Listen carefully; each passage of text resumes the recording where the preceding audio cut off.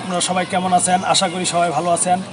আজকে 2025 সালের জানুয়ারি মাসের 3 তারিখ। আজকে এখন কিন্তু সময় 4:30 বাজে। এই 4:30 বাজেও কিন্তু শীতের খুবই দাবদাহ, শীতের খুবই আজকে প্রকট আকার ধারণ করেছে। আপনারা দেখতে পাচ্ছেন যে এখন কিন্তু বাজে হচ্ছে বিকেল 4:30, কিন্তু এই 4:30টার সময়ও কুয়াশা আচ্ছন্ন আকাশ। এখানে আসলে ঢাকাসহ সারা বাংলাদেশে প্রচুর শীতের প্রকট আকার ধারণ করেছে। এই শীতের সময়ে মানুষ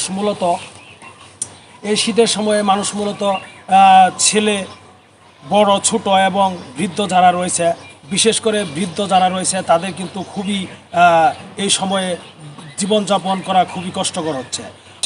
এই বৃদ্ধ মানুষগুলো শীতের সময়ে তারা খুবই খারাপ অবস্থানে আছে। তাদেরকে মূলত যদি আপনারা সুস্থ এবং সবল রাখতে চান তাহলে সবাই আপনারা একটু হেল্প করবেন যারা অসহায় মানুষ রয়েছে। পাশাপাশি যারা ছোট বাচ্চা রয়েছে, শিশু বাচ্চা, বিশেষ করে শিশু বাচ্চা যারা রয়েছে তারা কিন্তু শীতের ভিতরে তাদের বিভিন্ন রকমের রোগাক্রান্ত হয়ে থাকে। নিউমোনিয়া, ঠান্ডাজনিত রোগ তাদের বেশি হয়ে থাকে।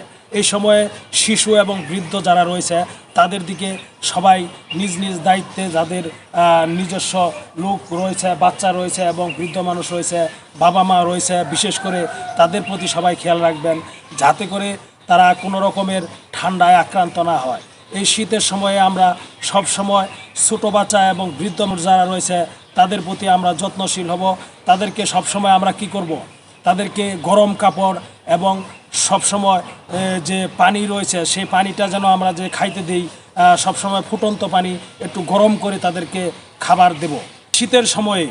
শীতের সময়ে ঠান্ডা পানি যাতে আমরা বৃদ্ধদেরকে না খাওয়াই এবং আমরাও যারা মোটামুটি এই বয়সের লোক রয়েছি, বিশেষ করে সব লোকদের জন্য আমরা ঠান্ডা পানি আমরা কখনো খাবো না, যাতে গলায় আক্রান্ত না হয়। একটু পানি ফুটন্ত করে আমরা খাবার খাবো। পাশাপাশি এই শীতের ভিতরে বর্তমানে ঢাকাসহ সারা বাংলাদেশে যে শীতের প্রকট আকার ধারণ করেছে, এই শীতের মধ্যে আমাদেরকে সুস্থ এবং সবল রাখতে হলে আমাদেরকে অবশ্যই যার নিজের দিকে খেয়াল রাখতে হবে। পাশাপাশি যে আমরা আমাদের আত্মীয় স্বজন এবং ছোট বাচ্চা এবং বৃদ্ধ মানুষ রয়েছে তাদেরকে আমরা সবাই সবসময় খেয়াল রাখব যাতে করে তারা ঠান্ডায় আক্রান্ত না হয়।